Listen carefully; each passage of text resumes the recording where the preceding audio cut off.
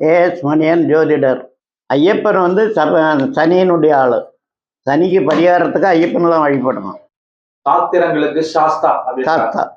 அதனால சனியை தான் வழிபடணும்.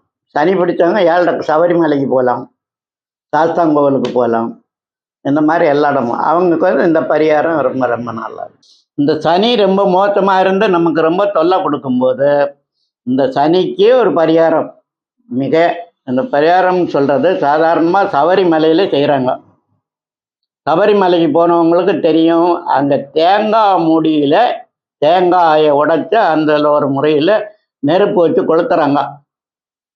அதை பார்த்துருப்பாங்க, நிறைய பேர் பார்த்துறாங்க. 18ஆம் படிக்கிட்ட தேங்காய் மூடியில் நெருப்பு எரியுது. அது எதுக்காக வச்சிருக்கிறாங்க, என்ன இதுக்காக செய்கிறாங்கன்னா, அதுக்கு நிராஞ்சனம் என்று பேர் மலையாளத்தில் சொல்லுவாங்க, நிராஞ்சனம்.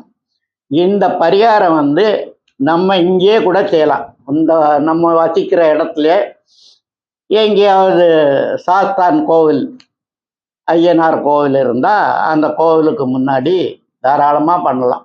7.5 சனி, அஷ்டம சனி, கண்டக சனி இருக்கிறவங்களுக்கு கஷ்டமாக இருந்தால் ஒரு தேங்காய் வாங்குங்க, உடைச்சி தண்ணியை கீழே விட்டுடுங்க. அந்த தேங்காய் முறையில் நல்லெண்ணெய் எள்ளு கிளி கட்டி அதில் வச்சு எண்ணெய் விட்டு அதில் தீபம் ஏற்றிடுங்க.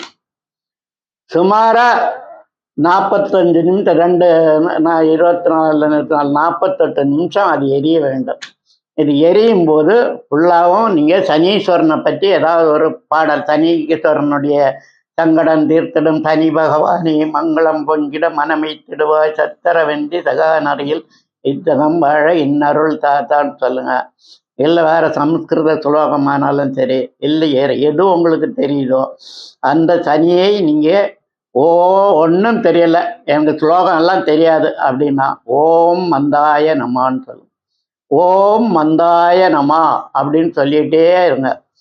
அப்படி நீங்கள் ஒரு வாட்டி பண்ணிட்டீங்கன்னா உங்களுக்கு இந்த சனியால் வரக்கூடிய எல்லா தொல்லைகளும் ஒழிஞ்சிடும். இந்த கோவிலுக்கு போ, அந்த கோவிலுக்கு போ, சனீஸ்வரன் கோவிலுக்கு போ, அப்படியெல்லாம் நிறைய கோவிலுக்கு அங்கெல்லாம் எங்கே கோவிலுக்கும் நீங்கள் அலைய வேண்டிய அவசியமே இல்லை. உங்கள் ஊரில் இருக்கக்கூடிய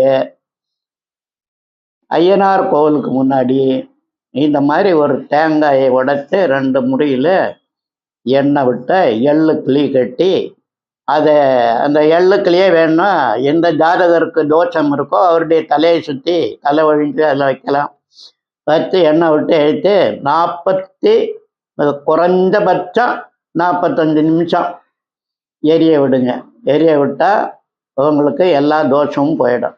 அப்படி இல்லைன்னா இது ஒரு பரிகாரம். இன்னொரு பரிகாரம் பண்ணி சொல்கிறார். அதாவது எள்ளு கொஞ்சம் ஒரு 10 எள்ளு எடுத்து ஒரு கருப்பு துணியில் வச்சு கட்டிடுங்க. அப்படி 12 கிளி கட்டணும். அப்படி 12 கிளி கட்டி வீட்டிலையே ஒரு சின்ன அகல் விளக்கில் எண்ணெய் விட்டு இந்த எள் கிளியை வீட்டு வாசல் முன்னாடியே கொளுத்திடுங்க. ஒன்று தீர்ந்தப்புறம் இன்னொன்று, ஒன்று தீர்ந்தப்புறம் ஒன்று, அப்படி 12 எண்ணம் விழுங்க. இது ஒரு தடவையும் பண்ணலாம், தேவைப்பட்டால் திருப்பியும் பண்ணலாம். இதெல்லாம் இதை பண்ணும்போது கண்டிப்பாக ஒரு மனசுக்குள்ள சனீஸ்வரனை பிரார்த்தனை பண்ண வேண்டும். காலையில் நம்ம நல்லா சுத்தமாக இதெல்லாம் பண்ணிட்டு காலை கடனெல்லாம் முடிச்சுட்டு வீட்டுக்கு முன்னாடி சனிக்கிழமை இதுக்கு ரொம்ப சிறந்த நாள். அன்னைக்கு சனீஸ்வரனுக்கு இந்த மாதிரி பண்ணலாம். பண்ணிட்டா சனீஸ்வரனிலிருந்து வரக்கூடிய தொல்லைகள், கஷ்டங்கள் நமக்கு ஓரளவுக்கு கட்டுப்படும். அதனால் சனியை கண்டு பயப்படாமல் நீங்கள் வாழ்க்கையை நடத்தலாம்.